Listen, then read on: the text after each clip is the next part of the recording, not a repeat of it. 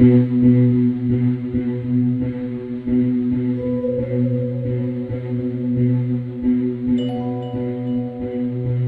name is François Pelin. I'm executive director for the studio and senior producer on the new project. I was one of the first ones to start in Ubisoft Montreal. I believe that I was number 56.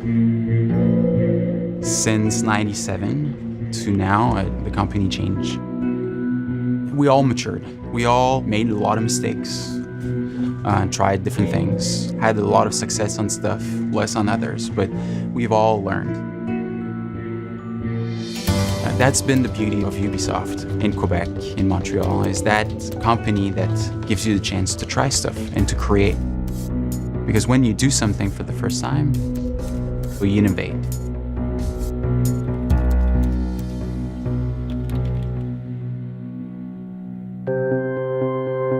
So these are actually quite old memories, It's few pages, of design research I've saved. I remember the first time seeing AC1, it was mind-blowing. I've never seen, a character touching the world in such a unique way. I've never seen a world that was so detailed and so rich. We had no engine, so we built our own engine from scratch. And all we had to go on was our taste. As you can imagine, when you don't have any specs, you're basically given a blank check. You can invent the world if you want. And we completely did invent the world. Like the amount of features that we had, the final game had 9 missions. The original game that we designed had 72. Assassin's Creed is about transporting people to a time that they can never really truly visit.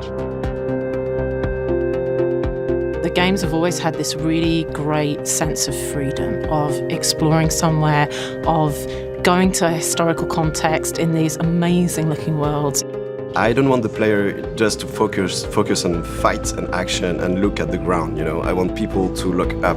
It's an open world, so I want the people to wait for the sunrise. We saw this little prototype of naval combat that they were doing for AC3.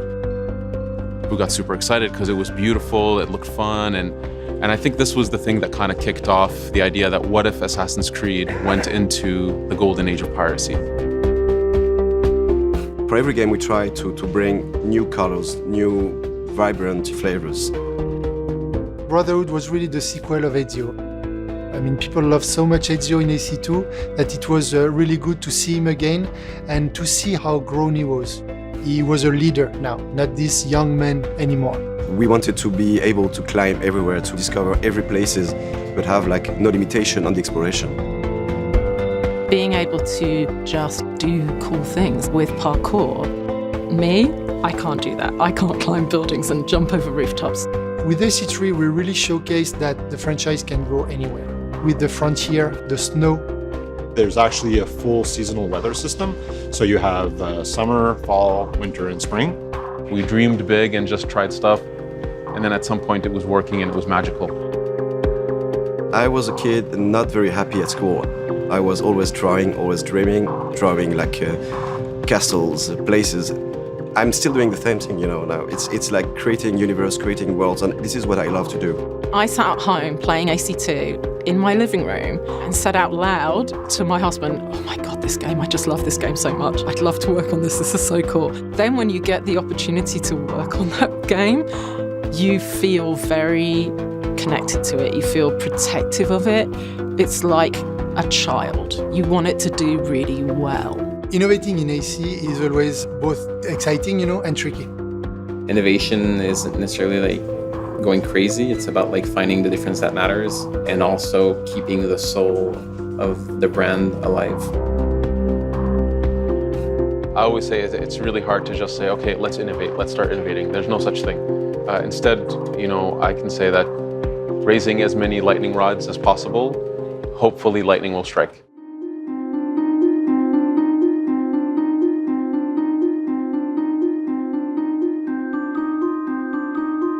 Every year we take risks. This one we may have taken too many risks. There were a lot of ambitious elements. It was the biggest city we'd ever built. It was a really complex city, and if you look at it, it looks beautiful. Everything was fresh, everything was new. It was this huge ambition, which was amazing. ACU is the first one in the AC brand where we saw that it was a much lower Metacritic. For people to work so hard on something for 4 years and then to have the reception that it had, you're leaving a piece of yourself in that thing. It's like you're a kid being told you're ugly and you're fat. And that, it hurts. Your little heart breaks a little bit. The worst thing that can happen actually when you release a game is to have one of your bugs becoming the front cover of the entire internet. Nobody's happy when 4 years of hard work are just image, with the bug. Some people took it personally, some people took it upon themselves that, they made mistakes. At the same time, I do feel for the fans who felt somehow that it didn't meet their expectations. That's disappointing as well. And that's something we can never take for granted as a developer. But the main thing for me is you look at that critically. You do postmortems and you say, what can we improve? Ubisoft is very aware that as we push the games out, we constantly need to innovate and bring something new. And I've got this great core of technology that's there, but how can we do even more with it? By listening to the comments, reading the forums, reading the reviews, we always base our next steps on that. So we really took a step back. We had to admit, the flaws. For sure, there's always challenges. But to me, when you have a challenge, you face it and you move forward. And then you pick yourself up and you move on to the next challenge that you have and you build on the things you did well and the things that people enjoyed and that they wanted more of. In the end, what is at the core of our work is really to think about the player. So these people we should never ever forget. The players are our audience, but we are also players. We want the game to be the best possible player experience because we all play our games. Right here, right now, we're in the middle of production of a new Assassin's Creed game. There's hundreds of people working on the project, and we're working on making sure that we do an amazing game. We want to do something that doesn't exist. We don't know how we will make it. We worked hard, we fail, we retry, we test, etc. And in the end, we do something that we hope people will like. We're putting a lot of new features, new things that the player hasn't been able to do before in the game. I really like to have people to think in a few years' time, 5 years, 6 years, to say, do you remember that game that we did in 2015, which was great? From missions to features to cinematic to story, every second of this experience is going to be amazing.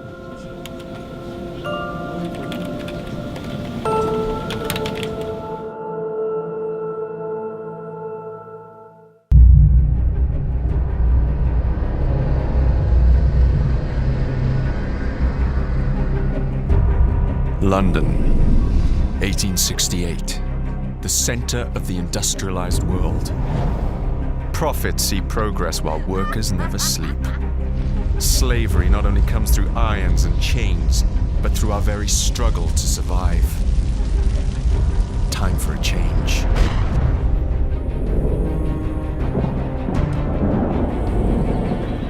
Enough of those who seek only their own gain.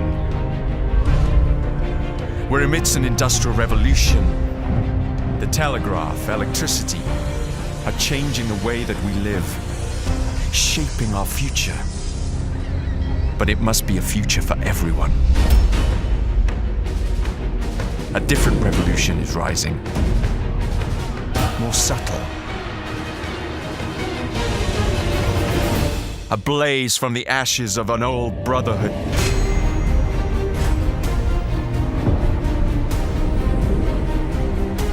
We shall rise.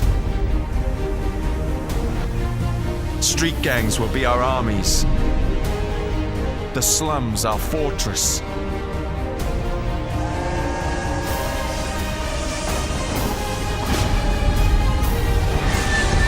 They say this is the modern era. I say it's time for a rebirth. And we shall lead the way.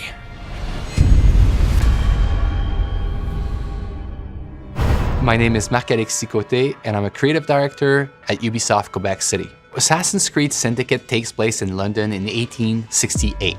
The Industrial Revolution, in essence, is society going from almost a medieval society to the modern society in which we live in today. It's an increase in productivity that's never been seen before in the history of mankind. You see transportation breaking through. In the span of a few years, enough railroads were constructed to go around the circumference of the Earth. It's a world that's ruled by science. We'll see tons of progress in medicine that prolongs the lifetime of people from about 20 years old to 50 years old. It's a world that's no longer ruled by kings or by religion. It's a world that's ruled by money. And this is something that completely changes society. You have the upper classes, which still rule the city because they are the ones who have the right to vote. So the fate of the lower classes was pretty much to either work hard and to die young, or to resort to something new. But the industrial era sees the birth of organized crime, a bit as we know it today. It's really a concept that takes root in the Victorian era. People would band together to try to defend their common interests in what we could call syndicates. So the new assassin of Assassin's Creed Syndicate, his name is Jacob Fry. Jacob is a born and raised assassin. He's going to have allies that are the street gangs of London. Evie is twin sister of Jacob. She's the more calculated, the more rational personality. She's the one that's going to guide Jacob through his quest to free up London. Jacob will always approach a situation with a really hands-on and head-on approach. So he will be more brash, more brutal, more confrontational. He's all about the thrill. He's all about the chase.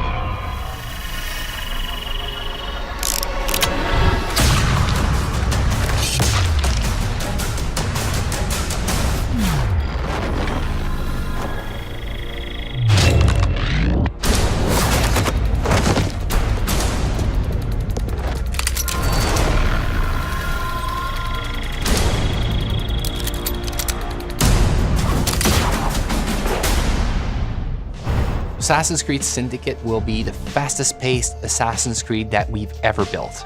The speed of combat in Assassin's Creed Syndicate has changed from the past. We are making combat much more closer range than ever in the past. The reason we're doing this is that the Victorian era has changed the way we think about weapons. You can no longer walk down the streets with a sword at your hip. You would be arrested. People fought with hidden knives, hidden blades, with brass knuckles. So there's a lot of freedom for the player to create chaos. We are making combat much more like a brawl in which you have to control the crowd and jump from one enemy to another enemy. One of the key innovations of Assassin's Creed Syndicate is its traffic system, and it's going to open up so many more gameplay possibilities. Players can jump on top of vehicles, they can drive them, they can integrate them to parkour. They can kill and assassinate people from vehicles. It makes the combat much more faster paced, but also more brutal and more lethal than ever before. Let me show you what I mean in this first gameplay walkthrough of Assassin's Creed Syndicate. It's reckless. It's clever. The Blighters control every criminal enterprise in the city. If they worked for us... Yes, but they work for the Templars. No, they're paid off by the Templars. Slight difference. If we take control of the gangs, we take control of London from the bottom up. You are talking about building yourself an army. Miss Fry, tell him this is complete madness. You'd need to consolidate your control. I can keep the rival gangs and the police from sweeping in and seizing the territory. You can't very well send Bloody Nora an engraved invitation. We have no idea where they hold up. Yeah, we do. You found them? The Blighters are operating out of the Rookery. Bloody Nora will be there. Good work, Clara. Tremendous work. Jacob. Can't talk now, Henry. Duty calls. To your health. Apologies, Mr. Green.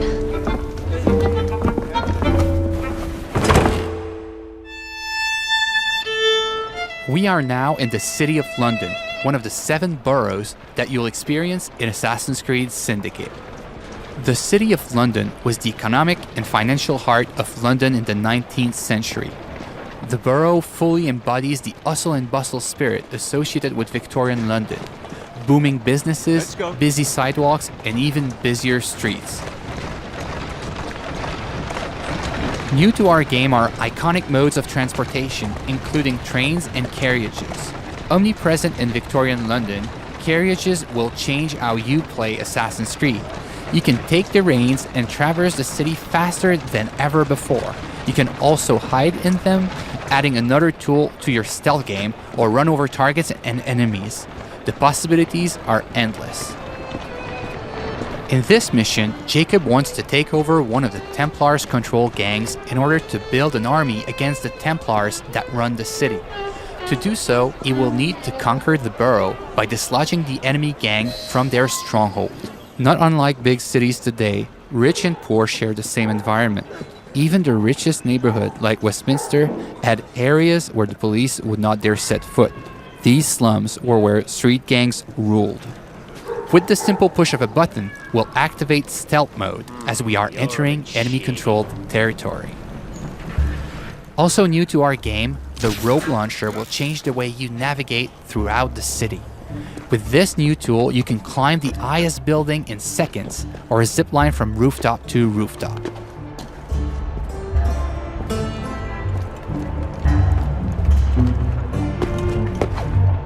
Let's trigger Eagle Vision to study our surroundings.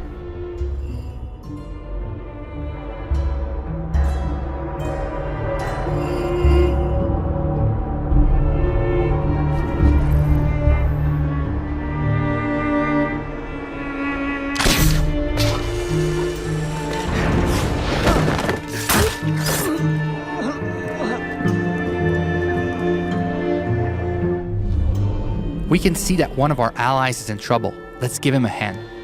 We first need to eliminate the lookout to make sure he doesn't call reinforcements. The throwing knives will take him out silently.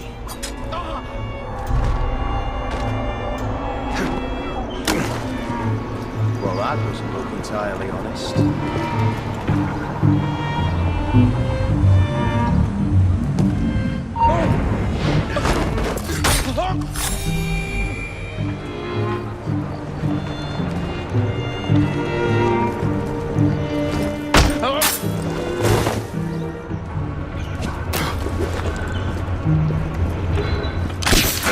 We are facing a lot of enemies, so the head-first approach is probably not a good idea.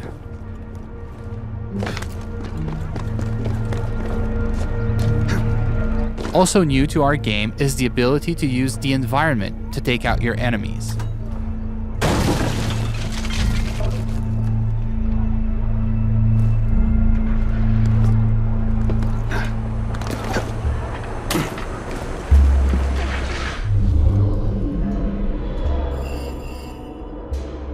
Another one of our allies is in trouble.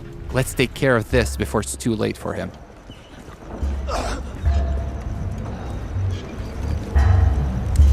Are you in danger, citizen? Don't look the slightest bit disreputable. Please don't start any trouble. Here now.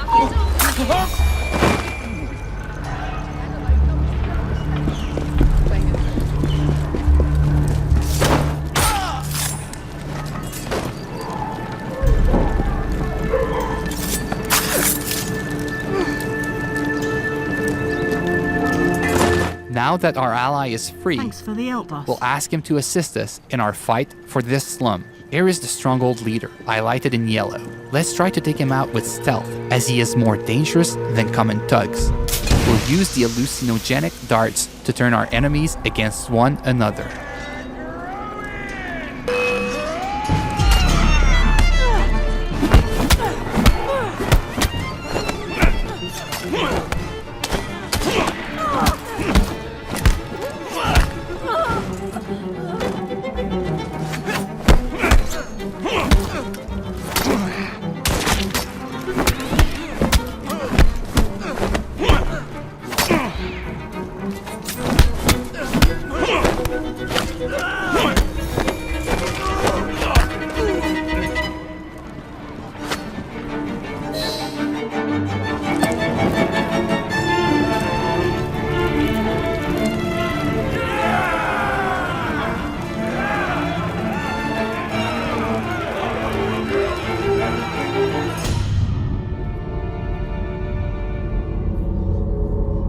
The slum is now won, and your gang occupies the territory.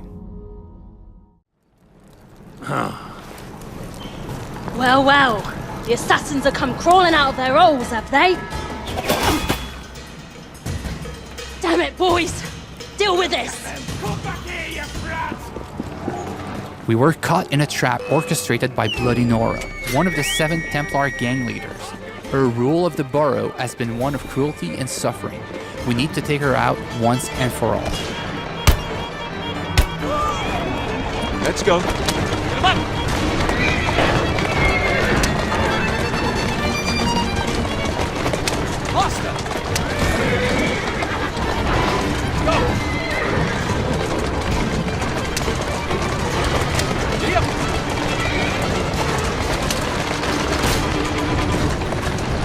Bloody Nora's thugs are trying to make sure you don't get to her, ramming our carriage to kill her. Our carriage has taken some damage but seems to be holding up.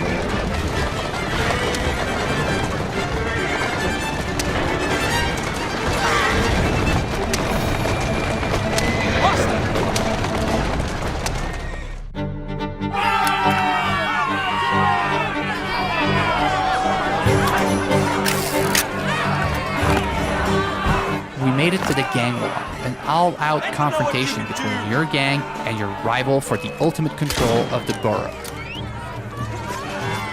Jacob feels right at home in these fights, thanks to our new fighting system, as it is faster and more responsive than ever before.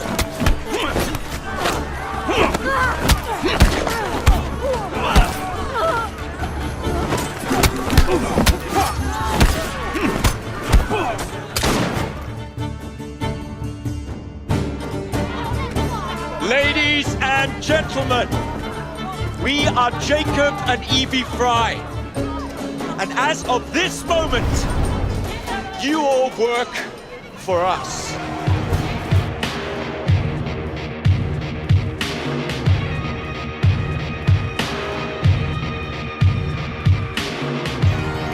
The team is really focused and working really hard for the last 2 years in making sure that we have an amazing and polished single-player experience. All the people I encounter on the teams, I keep asking to take good care in like the little street corner that they are working on, to try to tell a story with all the tools that they have, with the crowd that they are placing, so that the game has a story to tell everywhere the player turns a stone. It's an intimate relationship between the player and the protagonist as he relives his life in a pivotal moment in history. It's a completely new kind of Assassin's Creed, that it's respectful of the franchise, but it transforms its gameplay in a way that makes it more fun than ever. I want them to feel like it's the best Assassin's Creed that's ever been made.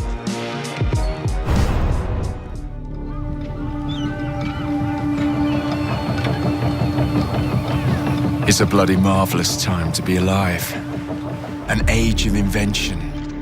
So many clever blokes dreaming up impossible machines, sorting away more gold than Queen Victoria herself. But none of those shillings ever makes it into the pockets of the poor devils whose blood is spilled building this glorious empire.